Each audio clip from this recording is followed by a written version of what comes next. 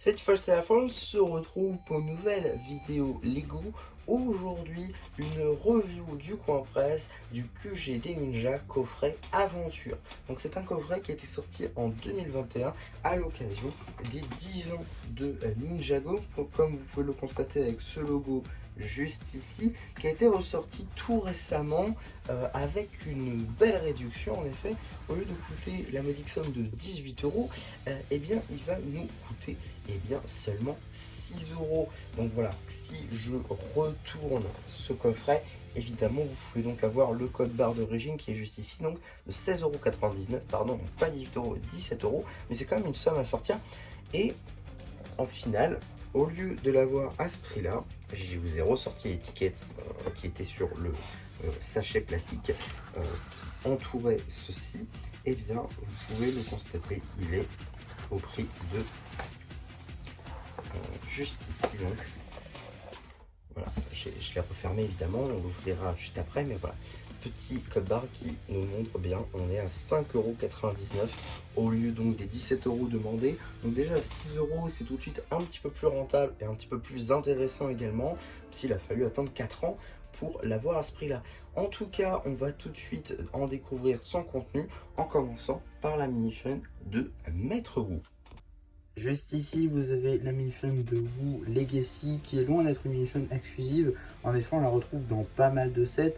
Je pense notamment au monastère du Spinjitzu de 2019 ou encore dans certains magazines Ninjago Legacy, voire également le robot doré de la saison 2 en Legacy Remake, en remake plutôt Legacy, donc également de 2020. Donc voilà, une fun loin d'être exclusive, normalement plutôt cool à retrouver. Et donc ce chapeau beige, tout ce qu'il y a de plus classique, cette tête avec une seule unique expression faciale d'un Wu assez souriant, la barbe d'ailleurs c'est la même depuis 2011, et cette tenue qui fait évidemment référence au kimono noir du pilote de 2011. Si je retire la barbe et le chapeau, on va pouvoir mieux percevoir le détail, avec notamment la tête, juste ici avec un Wu vraiment souriant, ainsi qu'un torse qui visiblement a du vécu avec les petites lignes grises qui ont des petits traits noirs pour signifier qu'il s'effrite un petit peu avec le temps. Donc voilà, c'est franchement de très très beaux détails, je trouve. C'est une très très belle figurine. Pas de seconde expression faciale évidemment, néanmoins une très très belle impression à l'arrière du torse, très très cool avec ce dragon doré qui là encore s'effrite un petit peu avec le temps. En termes d'accessoires, un simple bâton doré. Également, on a une petite construction avec, qui est donc un bounty. Donc ici, j'ai voulu construire le premier bounty en gros. Donc là, c'est le bounty classique saison 1 ou remake de la saison 13, donc Legacy. Mais à la base, c'était surtout le premier bounty. Donc voilà, un bounty plutôt cool. On reconnaît le vaisseau, hein, c'est pas ultra détaillé non plus, mais on reconnaît quand même ce que c'est avec les réacteurs juste ici. Voilà, l'arrière du bateau, les petits drapeaux, l'intérieur, les voiles, etc. On reconnaît en gros le bounty. Mais vous pouvez le constater, avec ces petites pièces-là, on peut en réalité faire deux autres modèles, comme vous pouvez le constater juste ici. On pouvait faire également le bounty de la saison 5 ou alors le land bounty de la saison 11. Donc voilà, des bounties, différents bounties, donc on pouvait faire avec toutes ces pièces là. Voilà, j'ai voulu faire le premier bounty, évidemment avec toutes ces autres pièces là on pouvait faire les autres bounties, notamment les roues évidemment pour le land bounty. On a 4 de plus, et on a 2 qui ont été utilisés ici, donc 6 roues pour le long bounty. Donc voilà, ça c'était en gros pour le bounty, il n'y a rien de plus à dire, c'est assez anecdotique en construction globalement, il n'y a pas de pièces vraiment folles ou pas, c'est vraiment des pièces assez communes que tout le monde peut avoir dans sa collection. Donc voilà, à voir peut-être pour faire les 3 autres modèles en même temps, pour voir, vu que c'est des pièces assez simples, à voir si je peux pas faire ça. En tout cas, on va maintenant ouvrir ce coffret, plutôt cool, hein, assez détaillé. Donc juste ici, on a une serrure. Et donc voilà, on n'a pas de serrure, mais on a de la magie. Donc tac. Et voilà, ça s'est ouvert. Et donc on peut apercevoir ce qu'il y a dedans. Déjà, même l'intérieur est plutôt bien représenté. On a toutes ces décos là qui venaient notamment de la saison 14, saison 15, donc 2021 là encore, avec tout l'arc dédié à Wojira. Donc voilà, ça c'était plutôt cool. À l'intérieur, on a cette petite boîte en carton. Voilà, tout ce qu'il y a de plus sobre. À l'intérieur, voilà, c'est vide, mais à l'intérieur, voilà, il y avait des briques dedans, donc toutes ces briques là avec la flamme de Maître Wu et également les pièces pour le bounty. Donc voilà, comme vous pouvez le constater, il y a bien marqué 2021 juste ici. Donc voilà. Ensuite, on a ce petit livre qu'on va découvrir un petit peu après. On a également une carte juste ici de Ninjago. Alors ça, je vous montrerai une image au montage. C'est vrai que c'est un peu grand. Voilà, déjà si j'ouvre comme ceci, ça va déjà être énorme. Donc voilà, je vous montrerai. Bon allez, ça va, ça passe. Donc voilà, ici on a l'île de Ninjago et de l'autre côté.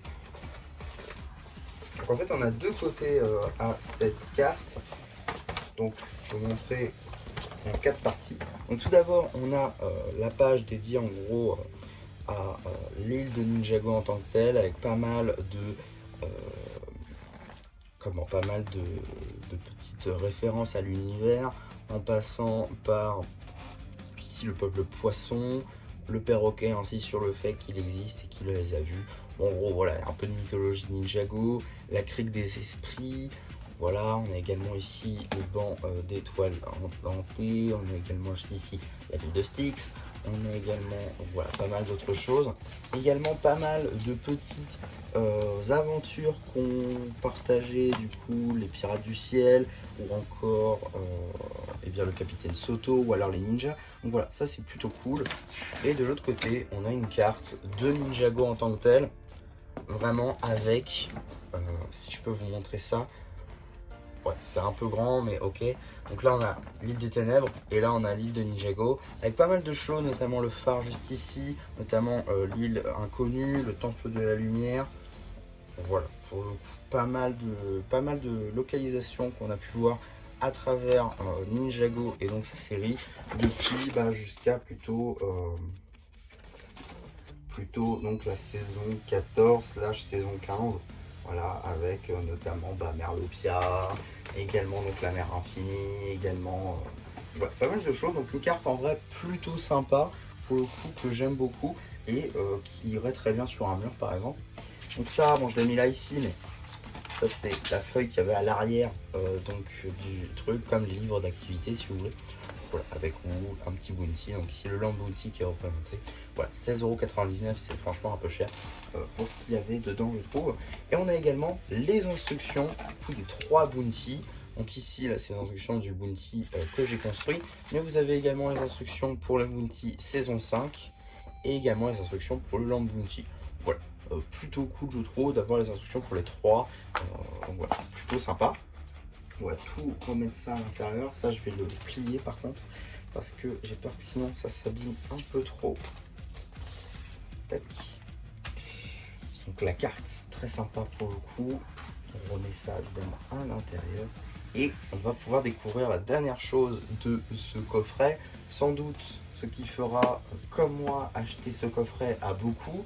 Évidemment, non pas la fiole de Maître Wu, mais bien évidemment le journal de bord du QG des ninjas, un très bon bouquin qui va donc expliquer un peu tout le parcours du bounty en fait, donc à partir de quand il appartenait à Capitaine Soto, quand il a appartenu au ninja, quand il a appartenu à Garmadon aussi pendant la saison 2, quand il est redevenu au ninja. Donc voilà, c'est franchement un super bouquin qui, pardon, j'ai donné un coup de tapis, qui évidemment rejoint la collection en réalité des livres canon Ninjago. Voilà, évidemment les cookbooks juste ici de 2021. Donc c'est un livre qui participe à la collection des livres canon, avec le livre des pouvoirs élémentaires, avec le livre du Spinjitzu, avec le journal d'Arumi, avec voilà, beaucoup de bouquins canons comme ceci qui participent en gros au lore de Ninjago, avec pas mal de choses qui sont dites dedans, donc c'est plutôt intéressant. On va tout de suite l'ouvrir. Voilà. QG des ninjas, journal de bord. Donc journal de bord, entrée du navire à 0, destination encore inconnue. Donc ici on va avoir le capitaine Soto qui écrit avec, voilà, j'imagine qu'il vient de commencer en gros le journal puisque c'est le jour 0. Il ne sait pas encore où est-ce qu'il va, mais il y va. Donc voilà, on a également ici le jour 1, toujours écrit par capitaine Soto. Encore une fois, il ne sait pas où est-ce qu'il va. Voilà, beaucoup de choses qui sont dites visiblement. Visiblement, on va voir que le QG avait coulé sans même avoir navigué un mètre. Super. Donc le QG Ninja en fait avait déjà coulé en fait. Ok. Ensuite, encore une fois, toujours pas de destination visiblement choisie, pourquoi pas. Ils ont reconstruit le bateau du coup. Ok, pourquoi pas. On a également définitivement inconnu, donc ils savent vraiment pas où est-ce qu'ils vont, pourquoi pas. Alors, on est également à l'île de Tirane. Donc une île, je crois qu'on ne connaît pas. Voilà, une île de Tirane, on ne la connaît pas du tout. Mais j'imagine que c'est là-bas qu'il a trouvé la théière de Tirane, j'imagine. En tout cas, ils y vont avec le jour 4. On retrouve également Acidicus. Alors, est-ce que c'est lui ou est-ce que c'est un serpent qui lui ressemble? Parce que ça, du coup, c'est le général serpent. Mais normalement, ils doivent être enfermés. J'imagine. Donc, je sais pas, je pense pas que ce soit Acidicus, mais bon. Ok. Également, on a le jour 5. Alors là, ils sont arrivés à l'île de Tirane, mais est-ce qu'ils seraient pas tombés sur les araignées de la saison 13? Parce que je vois ça. Mais on a également donc la première confrontation avec Nadakan, j'imagine, vu les photos et le dessin ici. Une première confrontation. Et là, ils viennent de trouver la théière de Tirane, du coup. J'imagine qu'ils viennent de trouver la théière de Tirane, du coup. Dans le jour 7, jour 8, cette fois-ci, c'est Zane. C'est Zane, du coup, qui écrit quand ils ont trouvé le bounty, en fait. D'accord, plutôt cool, du coup. Donc, on passe vraiment, comme je vous l'ai dit, du capitaine Soto à Zane, du coup. Donc là, le bateau n'appartient plus au capitaine Soto et appartient au ninja à partir du jour 8. Même si en vrai, il y a beaucoup de temps qui sont passés évidemment entre les deux. Mais voilà, ça n'a pas été écrit en gros les deux. Pourquoi pas. Et également, donc cette fois-ci, c'est Wu. Là, encore une fois, c'est Wu. Donc là, on a pas mal de scènes en gros de la saison 1. Puis j'imagine après, on va passer à la saison 2. Voilà, là, on a le Zane Rose. On a ici le jour où Garmadon, le jour où Wu explique comment Garmadon s'est fait. Dites-moi, super, j'y arrive plus. S'est fait mordre par le grand dévoreur. Ici, on a les jours où Garmadon était sur le bounty. Là, on a les jours où il s'est fait manger par le grand dévoreur. Et là, on arrive à la saison 2, où c'est évidemment Lord Garmadon qui écrit. Là, donc, il a la méga arme. Il a ramené le QG, puisqu'il l'a reconstruit grâce à la méga arme. Et là, cette fois-ci, le capitaine Soto est revenu à la vie. Ah, d'accord, ok. Donc là, du coup, j'imagine... Ouais, c'est ça. Donc, Garmadon a été enfermé avec les serpents. Et du coup, Capitaine Soto reprend son journal à partir du jour 21. Il part à l'assaut également à partir du jour 22 sur Ninjago City. Ensuite, c'est Lord Garmadon qui reprend. Et là, on a le dernier jour de Lord Garmadon avec la course Ninjago. Puisque, suite à ça, eh bien, ça va être les ninjas qui vont reprendre le bounty et qui vont jusqu'à l'île des ombres, ici appelée l'île sombre, pourquoi pas. En tout cas, on continue avec donc la saison 2 qui est ici représentée. On a également, j'imagine, la fin de la saison 2 juste ici. On n'a pas de saison 3, parce qu'on a directement de la saison 4, en effet, il n'y a pas de bounty en saison 3. Donc voilà, directement saison 4. Également saison 5, hein, saison 4 est vite expédiée, puisqu'on a ici donc la saison 5 avec Moro. On a également donc, voilà, toute la saison 5 qui est un petit peu expliquée. Voilà, les... j'ai plus le nom super de ces montagnes-là, mais voilà. On a également le jour où les ninjas ont compris qu'il fallait de l'eau pour leur permettre de tuer les fantômes. Donc, fin de la saison 5. Saison 6 et saison 7 totalement inexploitées. Du coup, puisque saison 6 en réalité ne s'est pas passé. Et saison 7 était pourvue également de bounty. Enfin, dépourvu, non, parce qu'il y en a, mais le principal de la saison ne se passe pas là.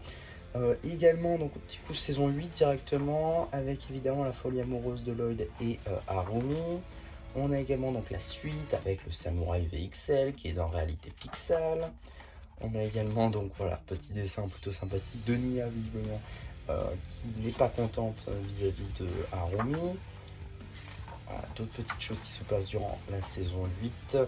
Un peu de saison 9, ok, j'imagine que Lloyd a dû récupérer le livre quand le QG a été détruit, j'imagine. Là on est en saison 10 du coup, donc comment Cole est tombé, parce que c'est Nia qui a écrit ça, donc elle doit se morfondre un peu sur Cole qui est tombé à cause d'elle. Là on a un Garmadon. D'accord, pourquoi pas. Donc un Garmadon qui est ici déguisé en fée, avec un t-shirt licorne. Ma foi, pourquoi pas. Allez, ok. Là, c'est la saison 10, du coup. Encore une fois de la saison 10. Là, on a un peu de saison 11 avec le Land Bounty, le désert du destin. Du coup, ici écrit donc, pardon, je vais relire, désert du malheur, mais en vrai, c'est désert du destin. On a également le royaume abstrait, d'accord. On a un peu aussi donc de la saison 11 partie 2 avec le chapitre de glace. Encore une fois saison 11 et directement avec l'île inconnue. Juste ici, ok, pourquoi pas. Timothy Patterson, je crois que ça a été dit une ou deux fois dans saison 14, donc là l'avoir écrit c'est plutôt cool. Et également on a un peu de saison 15, non, saison 14 toujours. Saison 15 ici, pour le coup avec les profondeurs de la mer infinie. Et encore une fois de la saison 15 avec le bateau insubmersible. Mais cette fois-ci, il a été coulé, j'imagine, à cause de Calmar. Et voilà, c'est la fin en gros. Alors il y aurait peut-être dû avoir une dernière histoire, mais ça a été un peu personnalisé. Mais voilà, globalement c'est un très très bon bouquin. Alors j'imagine qu'il y a des choses qui ont été dites, donc là je le fais un peu en vitesse grand V. Mais s'il y a vraiment des trucs de fou, je ferai peut-être des shorts dédiés à ça. Je pense que ça peut être intéressant, ça peut en intéresser certains, puisque tout le monde n'a pas pu se procurer ce livre-là. Puisque c'est un peu le livre au canon le plus compliqué à avoir dans la mesure où il était disponible dans ce coffret là, donc il fallait acheter tout le coffret pour avoir le livre, donc voilà, c'est un peu compliqué. Donc voilà, si je trouve des trucs de fou, parce que je vais le lire, je vous le dirai sûrement en short, donc voilà, n'hésitez pas à vous abonner si vous voulez voir ça, n'hésitez pas aussi à liker la vidéo, à vous abonner comme je l'ai dit, à commenter également si ça vous intéresse, et voilà, bah du coup c'était un peu qui vous dit bye bye.